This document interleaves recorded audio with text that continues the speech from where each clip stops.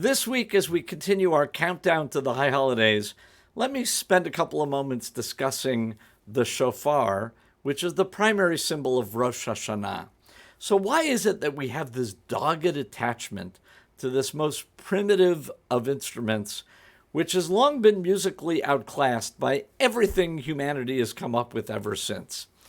You're not likely to ever hear a shofar as part of a philharmonic orchestra. But the shofar serves for us as a ritual horn, providing us with a blast from the past, excuse the pun. But part of the magic of the shofar is that it is always served as the emergency broadcast service of the Jewish people. It was our call to attention. It was a signal that an emergency is taking place and that there's a crisis that needs to be addressed. And it's actually powerful that we're listening to the same blasts of the shofar that our people have listened to since the dawn of our history. And another important lesson of the shofar is it's not just about listening to the blasts of the shofar, but it's about hearing them correctly. Which reminds me of an old Jewish joke, which you probably heard, about a man named Moshe who takes his dog to the vet, and the vet asks, what seems to be the problem? And the man says, this is my dog, his name is Shlomo, and he's a Jewish dog, and this dog can talk. Well, the vet is, of course, suspicious, and says, really? So Moshe says to the vet, listen to this, Shlomo, go fetch. Then Shlomo the dog begins to walk towards the door, and he turns around and he says, so why are you talking to me like that? Why are you always ordering me around like I'm nothing?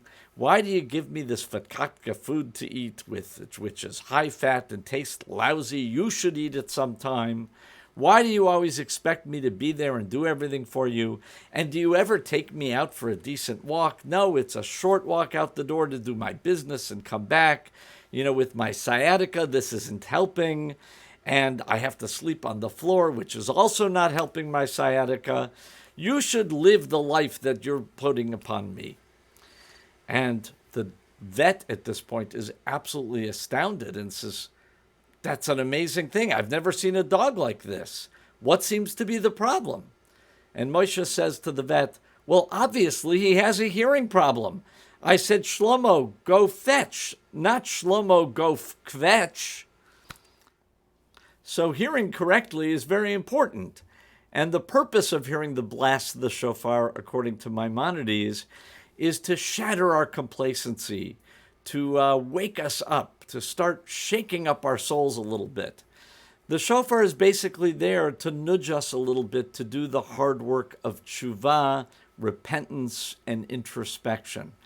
It's supposed to motivate us to look inside and ask ourselves the difficult questions that we may have been avoiding. Like, who am I? What does God want from me? What does the community want from me? Have I become the person that I wanted to be? That's the message of listening to the shofar. And on Rosh Hashanah, the shofar is also saying to us, the time has come for you to open the door and to come inside. This year, unfortunately, with COVID-19, we're not going to be able to physically come inside our synagogues, but that doesn't mean that the shofar cannot penetrate what's inside of all of us. Shana Tova.